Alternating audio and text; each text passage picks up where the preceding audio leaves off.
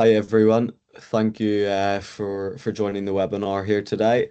We're just going to give it maybe 30 seconds to a minute and let a few more people join, and then we'll get today's session started. How's your afternoon been going, Toby? Yeah, all good, thanks. Bit cold today, isn't it? It's weird. Been working with like fans on, and now my girlfriend was saying that she needs to work with have like a hot water bottle now. It's just kind of changed overnight, isn't it? Yeah, we're used to the 32s. Yeah, I know. That's quite nice to be there. No, it's nice being back a little cooler now. But Yeah. okay, let's get started. So, good afternoon, everyone, and welcome to our Token Talks webinar today. We're super excited to have you all join us for today's session. If you don't know, I'm Curtis, our marketing lead here at Token, and we have Toby White, who is Token's senior client manager, who will be talking about how you can win in Amazon's AI era. The session today will run for around 30 minutes, and we'll have a live Q&A at the end of this session. So if you have a question, please feel free to type them into the Q&A section at any time during the webinar. I will collect all of these while Toby is presenting, and we will try to get through as many as possible at the end. So I will now hand over to Toby to take you through today's session. Thanks. Brilliant. Thanks, Curtis. Yeah, thanks everyone for joining today. I just want to say, yeah, start with saying a big thank you for joining. Curtis said it's the most sign-ups we've had on a seminar for a while, so I think AI is a topic on everyone's tongue, so it's brilliant to have you all here whilst you're like halfway through your days. So yeah, thanks very much. But when Curtis and the team asked me to kind of present on AI in the Amazon ecosystem today, there were so many different topics and kind of things that came to mind, given that AI is constantly evolving and becoming an integrated kind of part in the space. Whether it's third-party tools being kind of introduced, which are utilizing AI, or Amazon themselves incorporating AI into the back end or front end of their systems. AI is kind of changing the landscape fast. But what I wanted to focus on today is to kind of delve into how conversational AI powered shopping is rewriting product discovery on Amazon and what brands need to do today to succeed in this new era. So in terms of today's agenda, we're going to discuss the evolution of Amazon product discovery. So looking at how customers used to find products on Amazon, how that's changing, how AI is changing the shopping journey. So specifically the shift to Amazon's AI-powered experience, its recommendations and conversational commerce. We're going to look at what AI looks for when recommending products. So we'll go through 6 core signals that influence whether your products are being recommended. And then we're going to look at why traditional Amazon SEO is no longer enough on its own, and the transition from a predominantly kind of keyword focused stance for copywriting to intent, context, and answering consumers' questions across your Amazon listings. And then finally wrapping up, we're going to go through what brands should do today. So we'll leave you with 5 or 6 practical actions you can take away today and make your catalog AI ready and have a competitive advantage moving forward. So just before I want to start, I just wanted to kind of go through why it matters.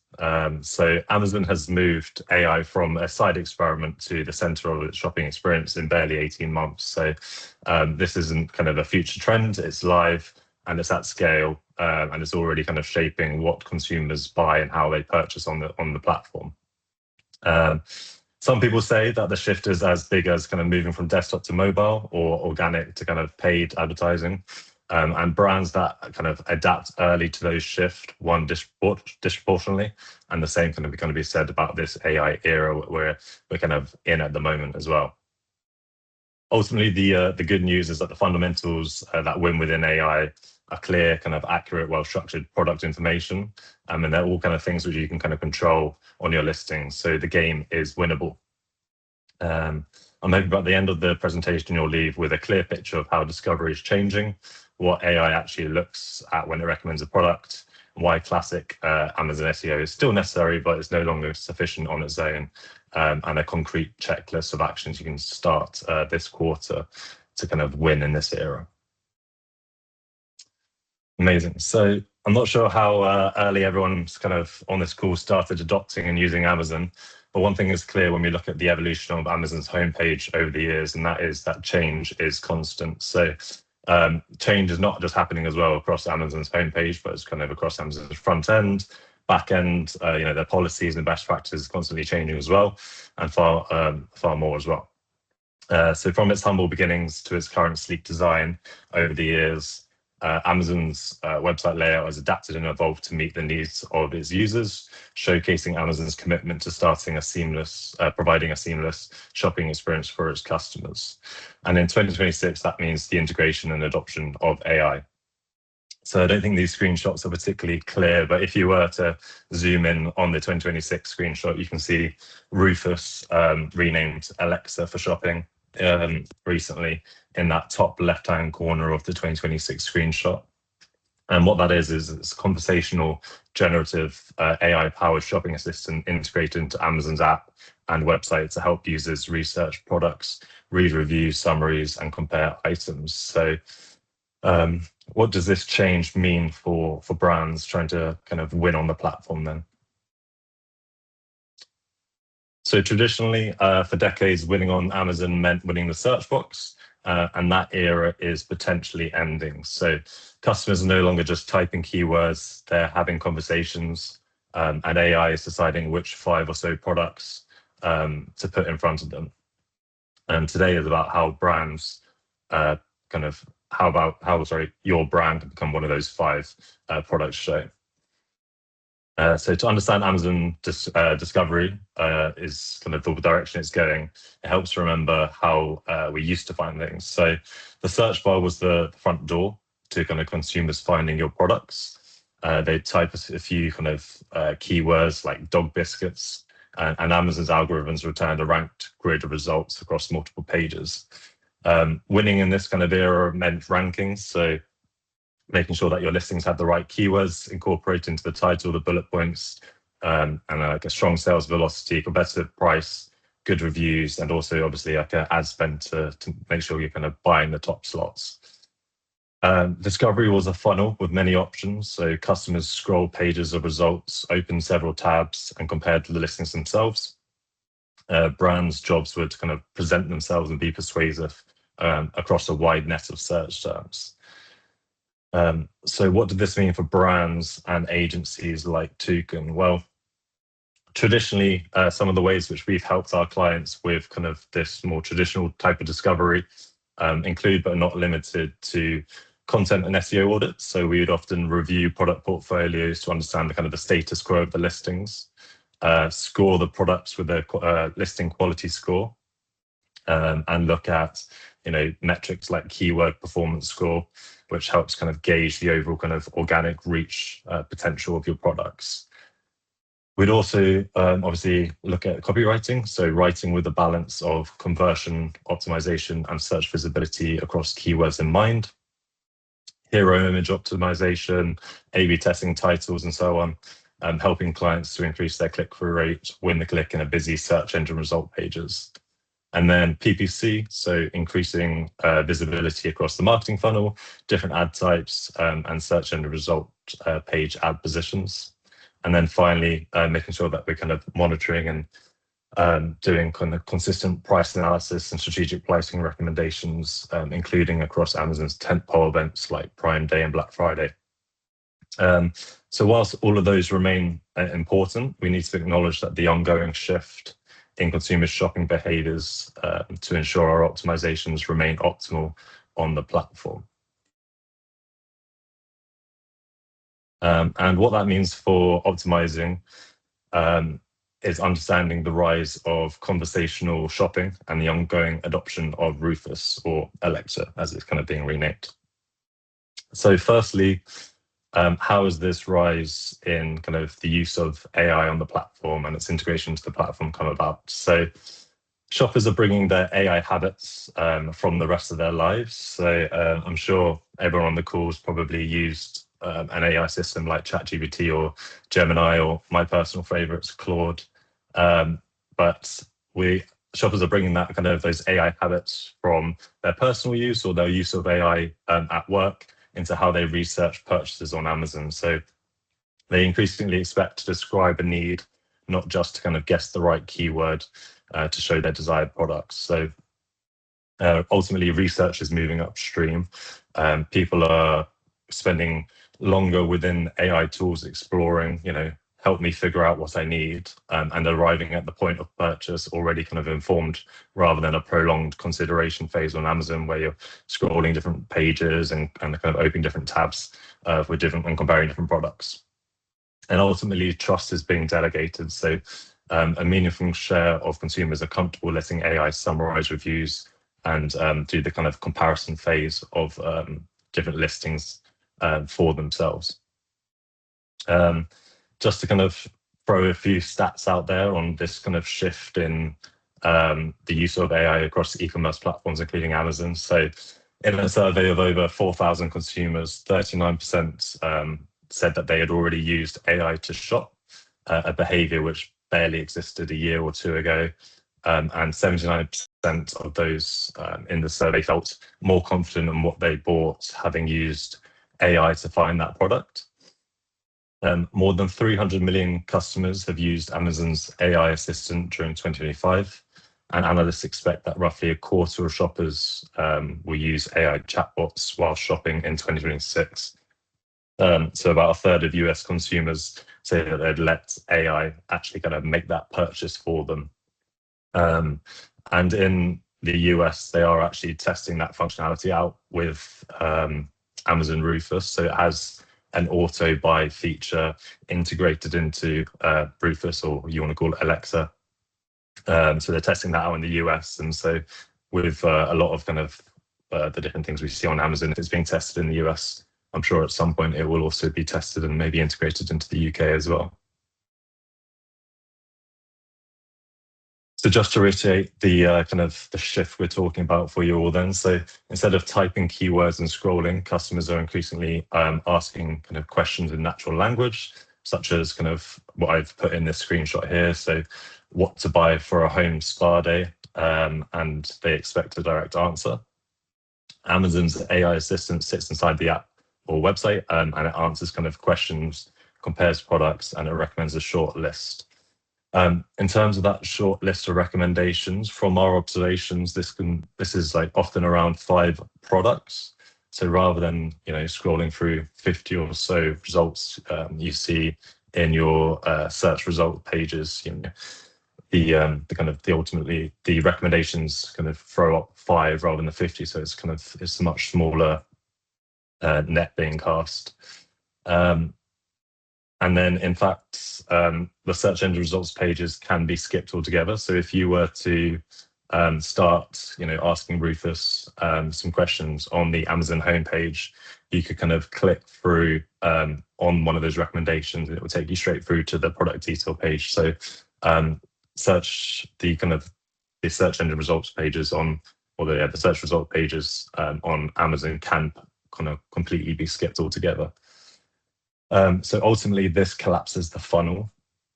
AI does the scrolling, comparing on the customer's behalf. The shopper sees a curated handful of products with reasons attached for why each of those is chosen.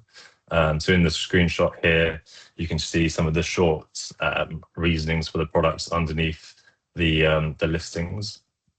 So, for example, the Sanctuary Spa Kit was showcased because it has like a mixture of body wash, scrub, lotion, and a sleep mist. So all sounds kind of lovely for a at-home spa day.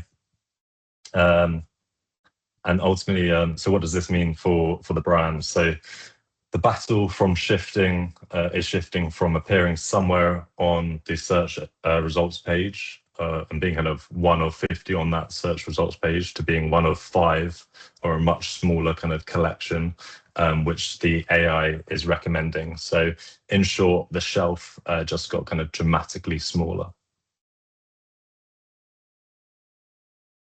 So AI is not just showing on the homepage. It doesn't stop there. It's also being shown across kind of all other pages on Amazon, including the product page itself. So in these screenshots, you can see that Rufus is offering consumers the ability to look at the price history. So there's a look back window of up to 1 year for comparing kind of like the peaks and troughs of the historical kind of pricing for that product. And you can also answer, it also answers kind of live questions for you, such as, is this treat good for dogs with sensitive stomachs? Or, are they made in the UK? So it's pulling those answers from the listing elements and reviews. And if the answers aren't there, if the answers are there, then you win in the moment, and the consumer's questions are answered. But if your listings don't have that ability to answer the questions which they are asking, you risk losing the consumer to a competitor product. So in short, they've woven generative and agentic AI through the whole journey on Amazon, from discovery, comparison, decision, and increasingly the purchase itself. Like I said, it's being tested out in the US with like auto buy and the ability to actually kind of allow AI to make the purchases for you.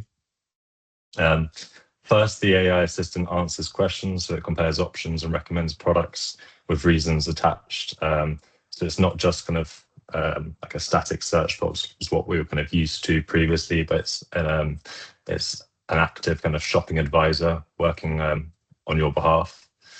Secondly, we have AI recommendations, so it pulls out review highlights, tells the shopper why this product, and it kind of builds comparisons for consumers on the fly. Third is it can provide kind of personalized journeys. So two shoppers can ask the same kind of question, and it might get slightly different answers or products kind of shown. And that's based on their kind of search history and purchase history on the platform. And so the shelf can be slightly different for everyone. And then fourth is the conversational commerce. So this is a big one. The AI can build, track the price history, like we showed you in the screenshot previously. And like I said, they're testing the auto buy feature in the US. So when a product hits a certain target price, which you can kind of discuss with the AI, it will do that automatic purchase on your behalf.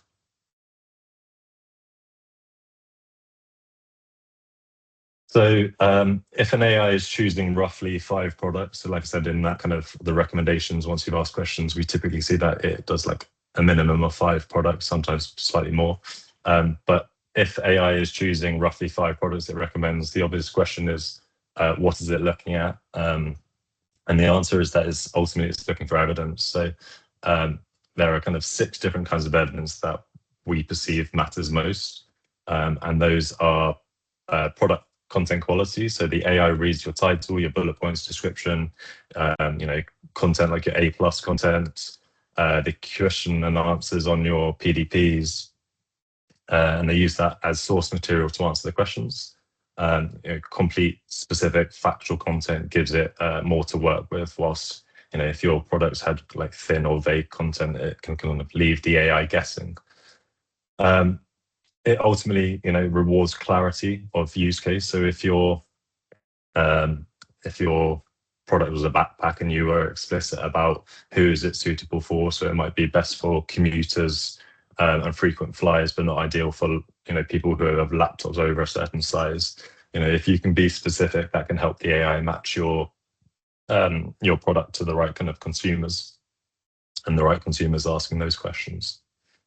Secondly, it will kind of pull on the product attributes and metadata. So this is kind of structured backend data, which is often like hidden from the product pages itself. So the attribution fields, specifications, variation relationships, and these are now all primary levers to help kind of the AI find your products, promote your products.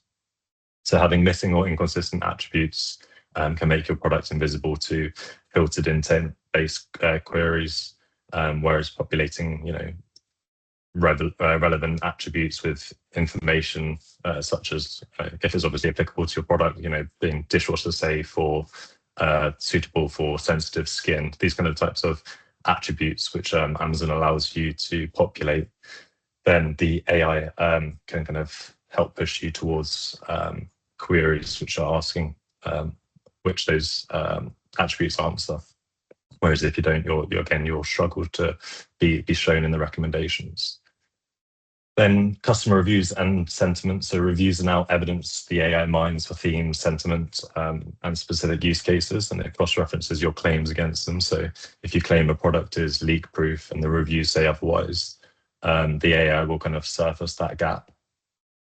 So review volume, recency, rating, and the substance of reviews all feeds into how confidently the AI will recommend you. Then moving on to product availability and pricing. So the assistant factors in price competitiveness and price history. And like I was saying before, it can kind of show up to a year of price history. And then also availability when it comes to what to recommend and when to kind of nudge a product towards a purchase. So out of stock or erratically kind of priced products are poor recommendation, will ultimately have poor recommendations with the AI, was less likely to surface them. Brand authority and trust signals, so consistent brand information, credible third-party signals, and coherent presence across all the web will help with AI trust. And therefore, kind of we recommend your product pools, the AI will look and pull from beyond Amazon as well. So you want to make sure that all your touch points online kind of have the right information or are kind of populated to the best of your ability. And trust signals reduce the AI's risk of recommending something that disappoints, which is exactly what it's optimizing against. So just worth kind of keeping in mind as well. Lastly then, so shopping history and personalization. So the assistant blends the individual shopper's past purchases, browsing, and states preferences into what it recommends. So two customers asking identical questions can get slightly different results. And so it's something to keep in mind with, but it also gives you an opportunity in terms of loyalty. So if someone has bought from you before, they're more likely to be surfaced to them again when they're kind of searching and asking queries on using AI.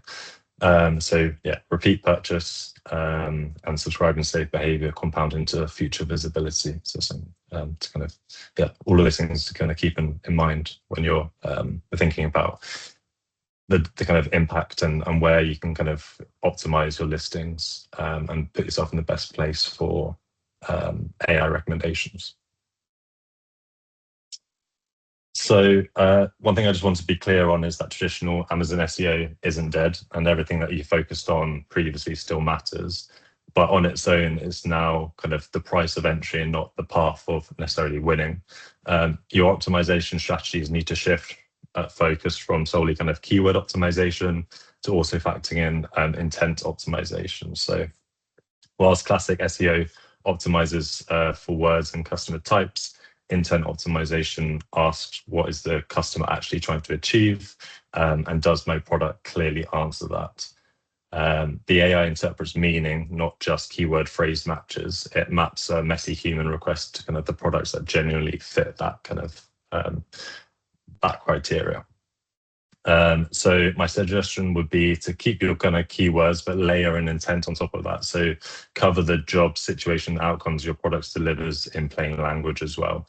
So yeah, stop kind of just being keyword focused. And the question we need to ultimately ask, previously was, am I ranking for these keywords? Whereas the question which we need to ask ourselves now is, if a consumer described their need out loud, could an AI confidently recommend your product and back it up with the kind of the content and reviews and all those different elements that we spoke about previously? Amazing. So ultimately, I think this is probably the most important slide, and it's what brands should do today to not fall further behind in the AI era.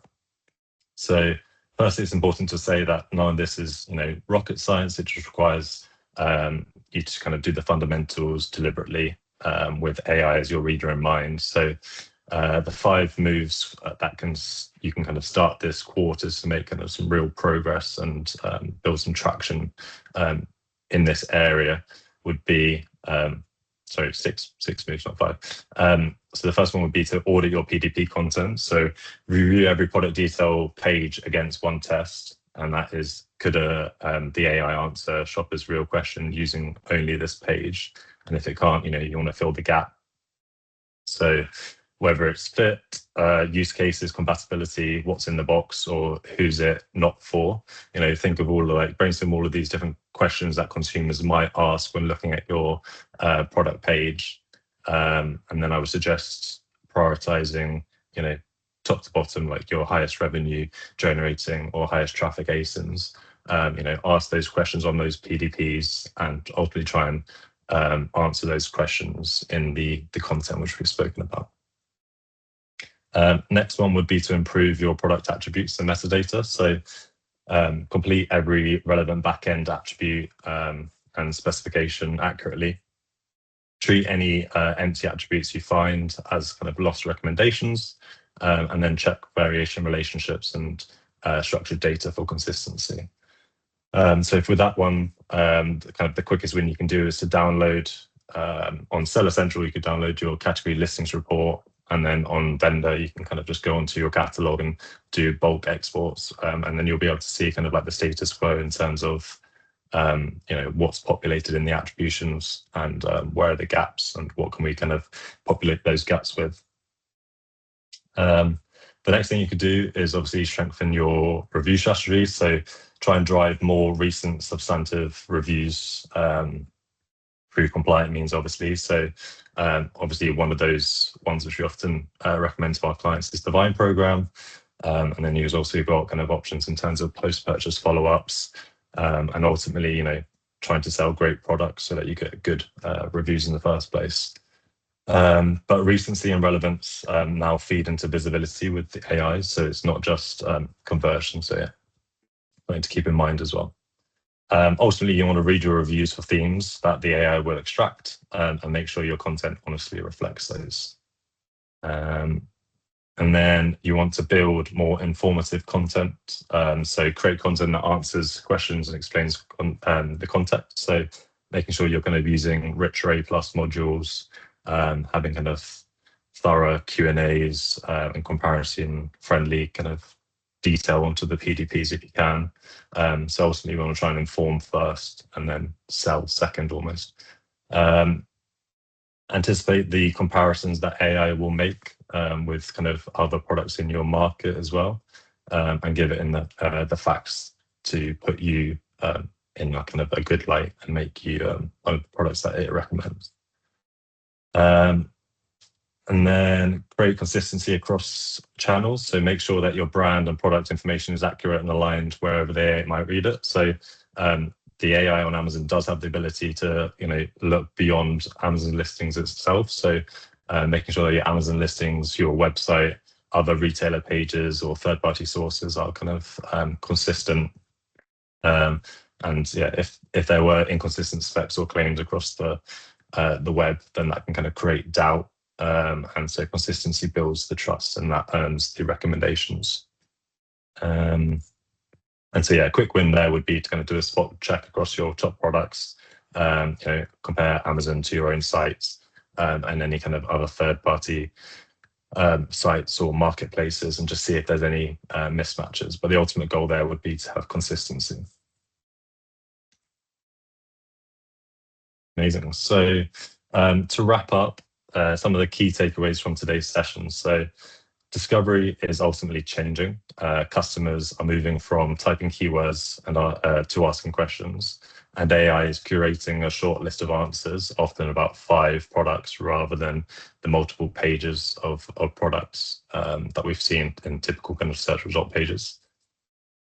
AI recommends on evidence, so content quality, structured attributes, reviews and sentiment, availability and pricing, all the things that we discussed are the main influencing factors. Keywords aren't enough, so optimize for intent, questions and context as well. Right, so that an AI could confidently recommend you from your page and reviews alone. Accuracy beats hype, so the AI cross-checked your claims against reviews and the wider web. So, be honest, be complete and consistent. That is the ultimate kind of winning factors. And ultimately start now with the basics. So audit your PDPs, complete your attributes, strengthen your reviews, add informative content wherever you can, and try and kind of stay consistent across channels. And finally, the brands that win in the this new era with AI's new era won't be the loudest or the cleverest. Like kind of gaming search, they'll be the clearest. So the ones whose products are well described, well reviewed, that Amazon has every reason to recommend will ultimately win.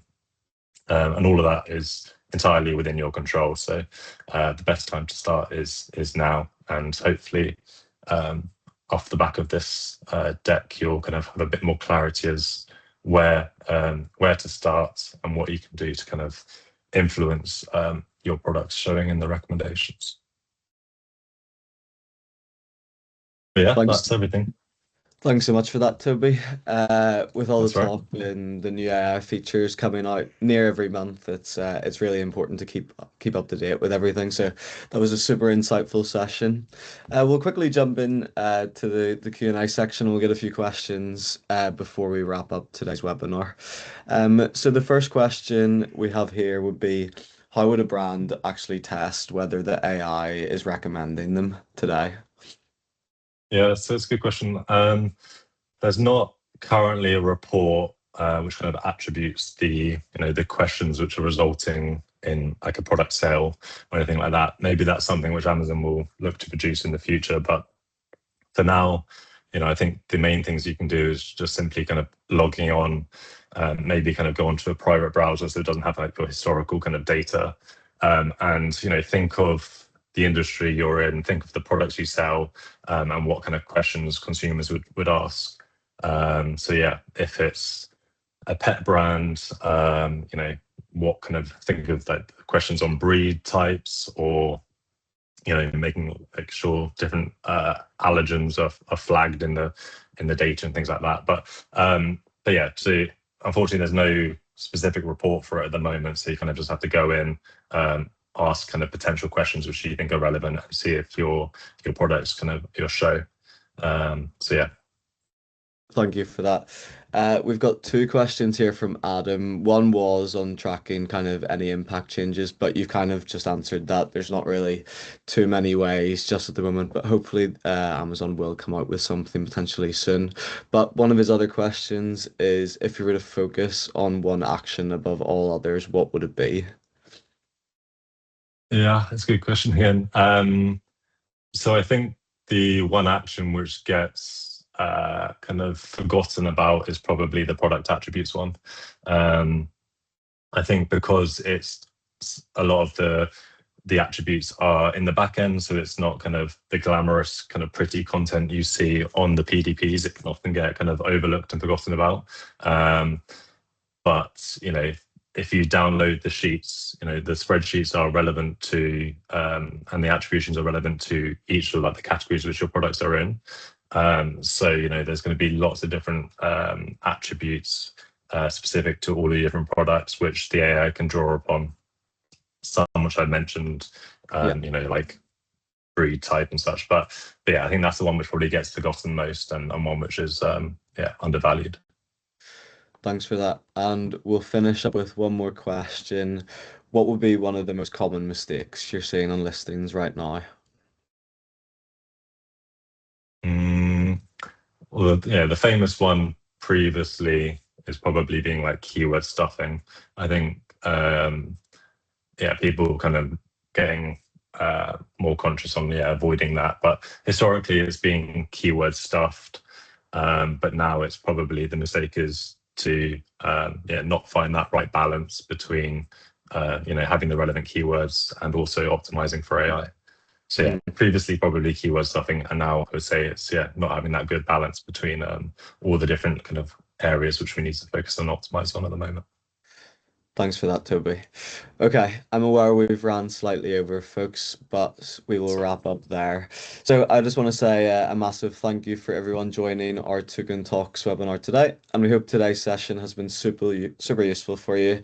If you would like to get in touch with Toby regarding today's session, or you would like to see how Token can help with winning in this Amazon AI era, Toby's email is on screen there, toby.white@tokenecommerce.com.